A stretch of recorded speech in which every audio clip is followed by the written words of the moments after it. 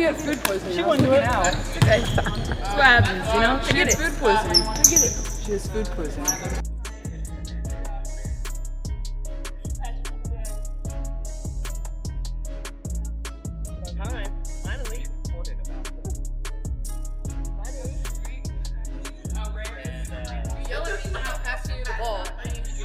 Run in all excited and shoot a layup. I couldn't even catch my pass. I did catch it. Barely.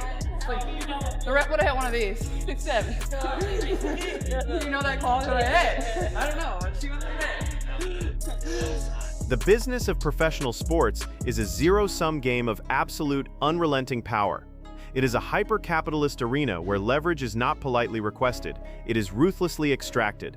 For the past 12 months, a militant, highly vocal faction of veteran players within the Women's National Basketball Association has attempted to execute a hostile corporate takeover of the league's exploding revenue. They demanded a 50% split of the gross income. They demanded fully guaranteed, multi-million-dollar maximum contracts. They demanded free housing, and they threatened to burn the upcoming 2026 season to the absolute ground if Adam Silver and the billionaire ownership groups did not bow to their extortionate demands. They based their entire aggressive strategy on a single, fatal, completely delusional miscalculation. They actually believed that the millions of new fans who suddenly cared about women's basketball were loyal to the union. They believed the consumer was tuning in to watch the legacy establishment. But as the WNBA stares down the barrel of an apocalyptic March 10th deadline, sitting exactly 48 hours away from total financial Armageddon, the most powerful entity in the entire sport is not sitting at the negotiating table. She is not on a Zoom call, arguing about fractional revenue percentages. She is thousands of miles away, standing on a practice court at the University of Miami, systematically dismantling the union's entire leverage strategy with every single jump shot, every viral smile, and every piece of content she casually generates. Caitlin Clark is currently executing the most devastating, silent corporate checkmate in the history of modern athletics. And the veteran establishment is completely, utterly powerless to stop her. Couple clips I'm about to show y'all. Me personally, I think they're making it their business to hype up this Team USA because Caitlin Clark is involved and they know they got their contract with TNT. Because when I tell you they have been feeding us content, y'all, I cannot lie to y'all. I mean, they have truly been feeding us Caitlin Clark content for the last... Listen to the absolute, undeniable financial reality exposed in that commentary. USA Basketball and TNT Sports are not flooding the internet with practice footage because they suddenly discovered a deep, profound, philanthropic love for international basketball qualifiers. They are flooding the internet with high-definition content because they understand the cold, hard, unforgiving mathematics of the attention economy. The corporate executives at TNT Sports recently gambled millions of dollars on the veteran-led, unrivaled 3-on-3 league, desperately hoping to capture the women's basketball momentum without relying on the Indiana Fever point guard. That gamble ended in an embarrassing corporate disaster characterized by tanking television ratings, empty arenas, and severe, potentially career-altering injuries to franchise cornerstones like Aaliyah Boston. So, what did the billionaire executives at TNT do? They did what all ruthless corporations do when a product fails. They executed a massive pivot. They abandoned the veteran experiment and bought the broadcast rights to the FIBA World Cup qualifiers specifically, entirely, and exclusively because it guaranteed them access to Caitlin Clark. TNT and USA Basketball know exactly who the actual product is. The network executives are aggressively marketing Clark because she is the singular, undisputed engine of the sport's global economy. And while the television networks are building a massive international broadcast event around the 24-year-old superstar, the WNBA Players Association is actively trying to lock her out of her own domestic league. This is the catastrophic disconnect that is currently tearing the WNBA apart from the inside out. The militant union leaders desperately want the daily media cycle to be dominated by their labor grievances. They want the public to view them as oppressed, underpaid laborers fighting a righteous, noble crusade against a greedy billionaire patriarchy. But the public is actively rejecting that toxic narrative with extreme, undeniable prejudice. This is what we've been wanting, man. We've been wanting basketball content. And if you have not been wanting basketball content, you a lame, bro. Like, you definitely a super lame. If you want to keep hearing all this CBA stuff, nobody want to hear all that all day. Nobody want to keep reporting on that. Nobody want to hear all that. I don't want to hear nothing about no veterans. I want to hear nothing about none of that. I want to hear basketball, bro. Basketball, bro. And this is what we're finally getting. At least nobody wants to hear about the collective bargaining agreement. Nobody wants to hear the veterans complaining. That is the definitive sound of the consumer market forcefully rejecting the union's product. The American sports fan is completely exhausted by the manufactured toxicity, the constant, bad faith racial investigations, the bitter, deep-rooted jealousy, and the endless passive-aggressive whining of the veteran establishment. The consumer does not want to watch a bitter labor dispute play out on Twitter. The consumer wants to watch the greatest offensive talent of her generation play the game of basketball at the highest possible level. By refusing to engage in the union's political theater, Caitlin Clark has completely isolated the militant wing of the WNBA. She is not on social media complaining about revenue splits or travel accommodations. She is not leaking angry letters to ESPN reporters. She is not sitting on alternative podcasts demanding that the league pay her rent while she earns $500,000. She is simply showing up to work, smiling, executing her craft, and putting on a spectacular, highly marketable show for the global audience. And by doing so, she makes the union leadership look like exactly what they are: a petty, chaotic, disorganized mob fighting over scraps while the gold mine sits right in front of them. But the psychological warfare goes much deeper and is much more devastating than just media optics and fan sentiment. You have to look at the exact terrifying timing of this Team USA camp. And they're gonna Brianna Stewart, man. So today is what, the 8th? So today is the 8th. Look, another clip of Caitlin Clark. We essentially have 2 days, 48 hours till we hear about a CBA update, bro. I'm here to tell you, we ain't heard about that. It ain't no new news coming out, just everybody's complaining. I'm gonna let y'all know this right now. Now let's play CC next clip. 48 hours.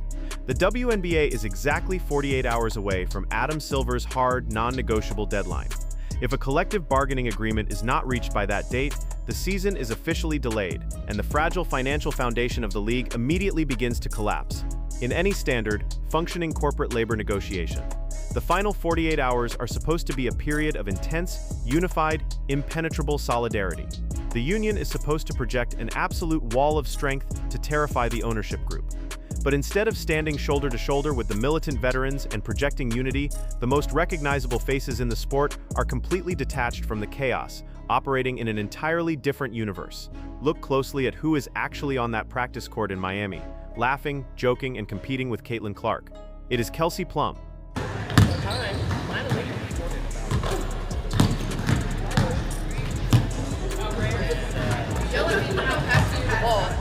And then you run in all excited and shoot a layup and you couldn't even catch my pass. I did catch it. Barely. The ref would have had one of these. 6'7". You know that call? They're like, hey, I don't know. Let's see what they say. Selfish. That's selfish. This is not just a lighthearted, viral moment of banter about food poisoning and missed shots. This is a devastating, highly public visual representation of the union's internal civil war. Kelsey Plum is not just a basketball player, she is the first vice president of the WNBA Players Association.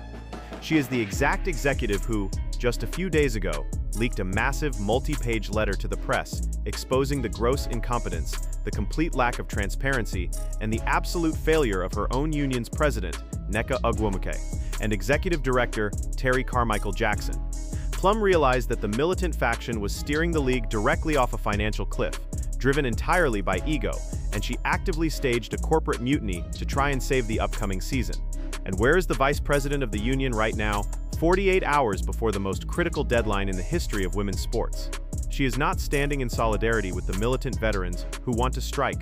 She is in Miami, standing directly next to Caitlin Clark, laughing, competing, and creating highly marketable, globally distributed viral content. The rational, business-minded superstars of the WNBA have finally realized that their financial future is inextricably tied to the Caitlin Clark economy.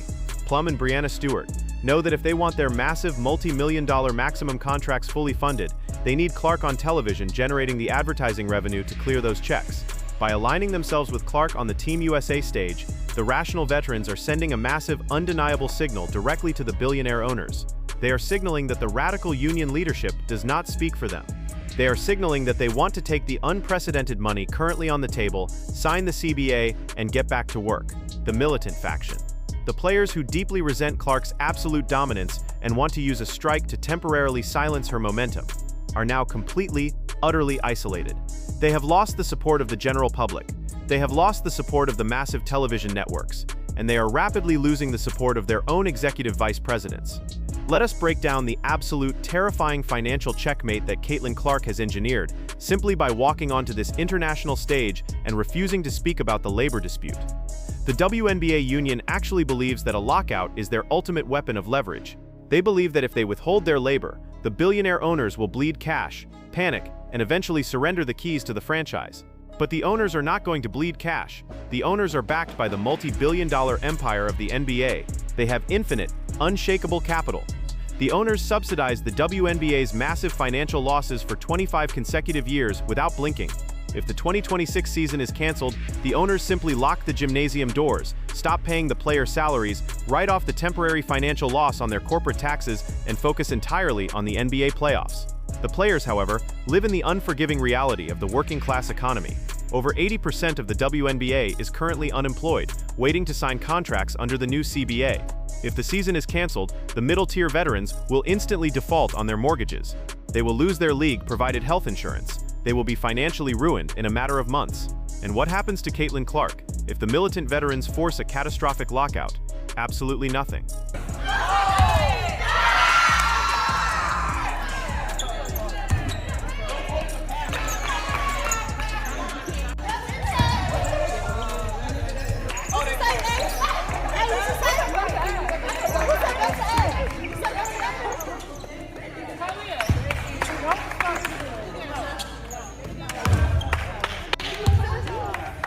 If the WNBA strikes, Caitlin Clark still plays professional basketball. She still dominates the FIBA World Cup qualifiers on a massive international stage. She still commands astronomical global television ratings for TNT Sports. She still cashes her 8-figure, multi-year endorsement checks from corporate titans like Nike, Gatorade, and Wilson. She remains the undisputed face of the sport, completely insulated and perfectly protected from the financial devastation of a WNBA lockout. Clark holds the ultimate unbeatable leverage because she is the only entity in this entire corporate ecosystem that actually possesses a viable, highly lucrative alternative. She does not need the WNBA to survive or thrive. The WNBA desperately, existentially needs her just to keep the lights on. The veteran leadership tried everything in their power to break her. They tried to physically intimidate her with flagrant fouls during her rookie season. They tried to diminish her historic, record-breaking accomplishments in the press. They tried to launch bad faith investigations into her fan base, and when absolutely none of those tactics worked, they tried to hijack the collective bargaining agreement to hold her massive economic impact hostage. But you cannot hold the ocean hostage. Caitlin Clark simply flowed right around them. She completely bypassed their toxic, decaying political infrastructure, stepped gracefully onto the global stage, and reminded the corporate world exactly who generates the billions of dollars currently flooding into women's basketball. She proved, without a shadow of a doubt, that the militant veterans are not brilliant titans of industry fighting for equity. They are simply disgruntled, deeply jealous employees holding a match, threatening to burn down the very house they are currently standing in, simply because they are no longer the center of attention. As the March 10th deadline rapidly approaches, Adam Silver, Kathy Engelbert, and the billionaire owners are not looking at the WNBPA's list of impossible, delusional demands. They are looking directly at the Team USA footage. They are watching Caitlin Clark and Kelsey Plum laughing, draining deep three-pointers, and generating massive positive media impressions across the globe. The owners know that the rational players want to play, the millions of new fans want to watch, and the massive television networks desperately want to broadcast. The owners will not concede a single fractional inch to the radical union leadership. They will slide a final, brutal, non-negotiable offer across the boardroom table, take the massive, unprecedented pay raises, accept the historic financial victory, or go stand in the unemployment line while Caitlin Clark takes her millions of loyal fans and her billion-dollar economy to the international stage permanently. The WNBA is 48 hours away from the most defining, irreversible corporate moment in the entire history of the sport. The manufactured illusion of veteran sisterhood has been completely annihilated by the brutal, unforgiving reality of the free market. The old guard tried to play high-stakes corporate chess with a once-in-a-generation talent, and they just realized, in front of the entire world, that they are not even sitting at the right board. I want to hear from you. Drop down into the comments right now. Is Caitlin Clark intentionally ignoring the WNBA labor drama to prove to the world that she holds all the power? Are the militant veterans actually foolish and arrogant enough to force a lockout and ruin their own financial futures just because they deeply resent her? And how absolutely devastating is it for the union's strike threat when their own vice president, Kelsey Plum, is having the time of her life playing alongside Clark on Team USA? Let me know your thoughts down below. If you want the unapologetic, aggressive truth about the cutthroat business of sports, the high-stakes leverage games played in corporate boardrooms, and the stories the mainstream sports media is absolutely terrified to cover, hit that subscribe button, turn on notifications, and share this video everywhere. We do not do sanitized public relations narratives here. We expose the raw, bloody reality hiding in the shadows. Stay sharp. I will see you in the next one.